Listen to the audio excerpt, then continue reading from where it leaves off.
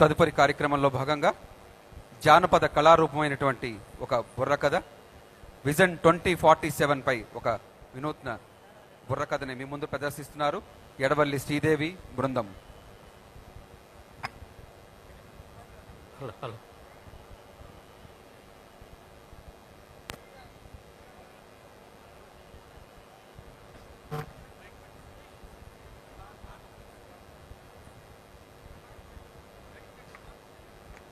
Hello hello విఘ్నేశ్వరాయ నమః. తగత జంత తగత రేగిట తరిగిట స్వాతంత్ర్యపు సమరయోధులందరికభివందనం సమరయోధులందరికభివందనం స్వరాజ్యాన్ని సాధించిన ధీరులకభివందనం. వందే మాతరమమ్మ భారత జనని వందనమమ్మ వాణి భారతావని అమ్మ భారతావని. తగత జంత తగత రేగిట తరిగిట. ఓయప్ప మీరు వచ్చారు, నన్ను తెచ్చారు. ఈ జనాభా వెయిటింగ్ ఏంటి, మోకాల కోటింగ్ ఏంటి, ఈ స్టేజీ మీద మన ముగ్గురు ఫైటింగ్ ఏంటి, అసలు వాళ్ళు ఎందుకు వచ్చారు, మీరు ఎందుకు వచ్చారు, నన్ను ఎందుకు తెచ్చారు, రెండు మొక్కలో చెప్పండి అమ్మా. నాయనా నేడు ముఖ్యంగా స్వర్ణాంధ్ర 2047లో భాగంగా చక్కనైనటువంటి మన స్వర్ణాంధ్ర ప్రదేశ్ సాధించగా ఇక్కడ చక్కనైనటువంటి ఏర్పాట్లు చేశారు. అందులో భాగంగా మనం బుర్రక చెప్పడానికి వచ్చాం అబ్బాయి. ఎవడు బుర్రకథ చెప్తారా? అవును. అసలు బుర్రకథ అంటే అర్థం ఏమిటో మీకు తెలుసా అమ్మాయి? మీకు తెలుసా? నాకు బ్రహ్మాండంగా తెలుసు. ఏమిటండి బుర్రకథ అంటే? బుర్రకథ అంటే బుర్ర లేనాడు చెప్పేదే బుర్రకథ. ఓయ్ ఏమిటా మాటలు? ఇదిగో అమ్మాయి, నువ్వు బుర్రకథ చెప్తావు బాగానే ఉంది. మాకు నచ్చే కదా, మా జనాభా మెచ్చక దొరుకుతాను చెప్తావా? తప్పకుండా చెప్తాను, అడగవయ్యా. ఆంజనేయులకి హనుమంతుడికి యుద్ధం చెప్పండి. ఆంజనేయులకి హనుమంతుడు యుద్ధం ఏమిటి? వాళ్ళిద్దరు ఒకరే. పోనీ వినాయకుడికి విఘ్నేశ్వరుడికి యుద్ధం చెప్పండి. చూడు నాయనా, వినాయకుడు అన్నా విఘ్నేశ్వరుడు అన్నా గణనాథుడు అన్నా గణపతి అన్నా స్వామి ఒక్కడే కదూ. ఏమిటమ్మాయి వాళ్ళిద్దరూ ఒకటేనని వీళ్ళిద్దరూ ఒకటేనని మా ఆవిడ నాకు ఎప్పుడు చెప్పలేదు. అదండి ఆవిడ చెప్తే గానీ ఏ విషయం తెలియదు అనమాట. ఎందుకంటే మా ఆవిడ బ్రహ్మాండంగా చదువుకుంది. అసలు నేటి సమాజంలో మాడవారు అదిగో అన్ని రంగాల్లో ముందుకెడుతున్నారు. అవునండి, మీ ఆడవాళ్ళు అన్ని రంగాల్లో ముందుకెళ్తున్నారు. అందుచేతనే మా ఆవిడ బ్రహ్మాండంగా చదువుకుంది. ఏం చదివింది? మా ఆవిడ ఎంసెట్. అబ్బో చాలా పెద్ద చదివే. మా ఆవిడ ఎంసెట్. మరి నువ్వు? థమ్సప్. థమ్సప్ ఏమిటయ్యా? థమ్సప్ తాగుతాగా, థమ్సప్ సీసా మీద ఉంటుంది, ఛాలెంజ్ ముద్ర ఉంటుంది, తిరగేసి తెల్ల పేపర్ మీద నొక్కితే వేలు ముద్ర. అదే నా చదువు. కాదు నాయనా, మనల్ని కన్నది ఆంధ్ర రాష్ట్రము, మనల్ని కన్నది ఆంధ్ర రాష్ట్రము, మనకి ఉన్నది గట్టి ప్రభుత్వము, మంచి చెడులను ఆలోచించి మంచికి మాత్రం పట్టం గట్టి చెప్పింది చేస్తుంది, చేసేదే చెబుతుంది.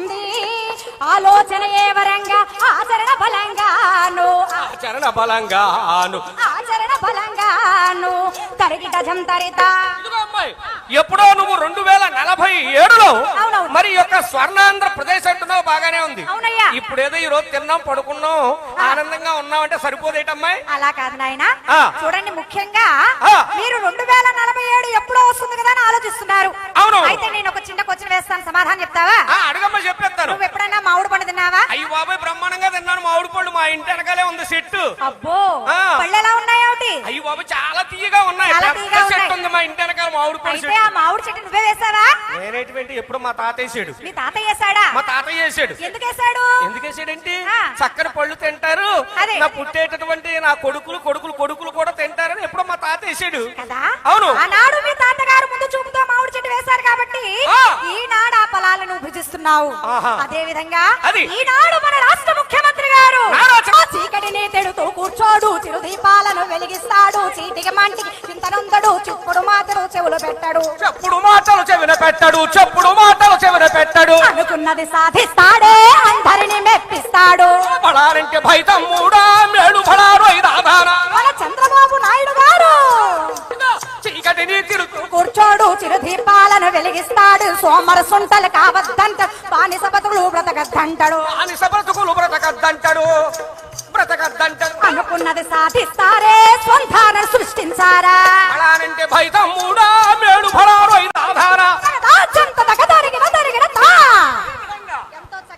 ఆంధ్ర రాష్ట్రాన్ని స్వర్ణాంధ్రప్రదేశ్ గా సాధించాలనేటువంటి సదుద్దేశంతో అందరూ కూడా ఆరోగ్యంగా ఆనందంగా హాయిగా జీవించాలని మన గౌరవనీయులు ముఖ్యమంత్రి వర్యులు నారా చంద్రబాబు నాయుడు గారు చక్కనైనటువంటి స్వర్ణాంధ్రను సాధించడానికి నడుం కట్టి ముందుకొచ్చారు. అంతేకాదండి, ప్రతి ఒక్కరికి కూడా ఎంతో చక్కగా రైతన్నల గురించి చెప్పాలంటే చెప్పాలి. రైతే దేశానికి వెన్నెముక, రైతే దేశానికి రైతులైనదే దేశం లేదు, లేదు. రాజధాని పునాదులు లేవు, లేవు. రైతన్నలు పంటలు పండిస్తేనే మనకు సిరి, లేకుంటే మన పని హరి. రైతన్న లేని రోజు మన జీవితాలే రోజు. అటువంటి రైతన్నలకు అది. సాగునీరు అందించాలని సాగునీరు. వివిధ విధాలుగా ఆహా. వారికి ప్రతి ఒక్కటి కూడా అందించాలని చెప్పి అవునండి. మన రాష్ట్ర ప్రభుత్వం ఏమంటుందయ్యా?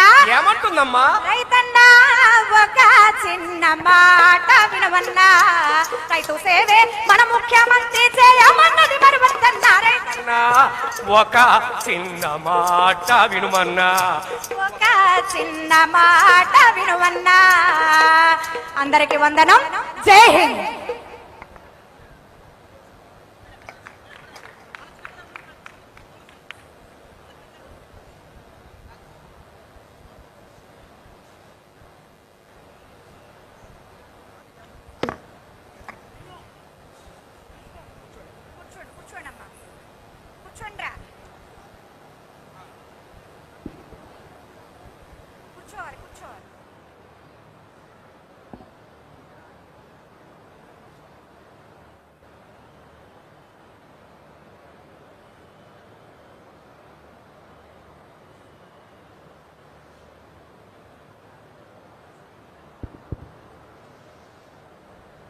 కళాకారులందరికీ ఒకసారి గట్టిగా చప్పట్లతోటి అభినందనలు తెలియజేద్దాం.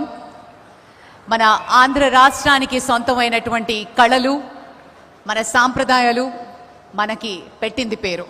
ఎంతో చక్కగా ఈరోజు పర్ఫామ్ చేసినటువంటి కళాకారులందరికీ అభినందనలు, శుభాభినందనలు.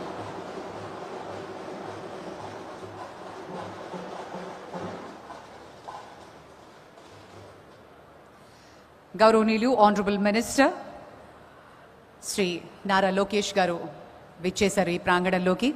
మరికొద్ది క్షణాల్లో మన ప్రియతమ ముఖ్యమంత్రి వర్యులు స్వర్ణాంధ్ర 2047 విజన్ కర్త కర్మ క్రియగా వ్యవహరిస్తూ ఈరోజు మరి వేదిక మీద లాంచ్ చేయబోతున్నారు గౌరవనీయులైన మన ముఖ్యమంత్రి శ్రీ నారా చంద్రబాబు నాయుడు గారు. మరికొద్ది క్షణాల్లో ఈ వేదిక మీదకి రానున్నారు.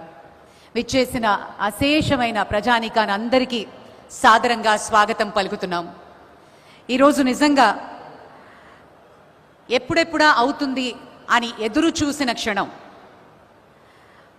మనందరి విజన్కి ఓ సాకారం, ఒక దిక్సూచిగా నిలబడిన దిగ్గజం మన మాన్యులు ముఖ్యమంత్రి వర్యులు.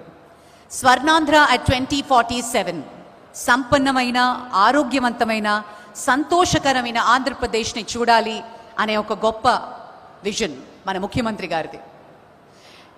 ఆగస్ట్ 15, 2023 రోజు విశాఖపట్నంలో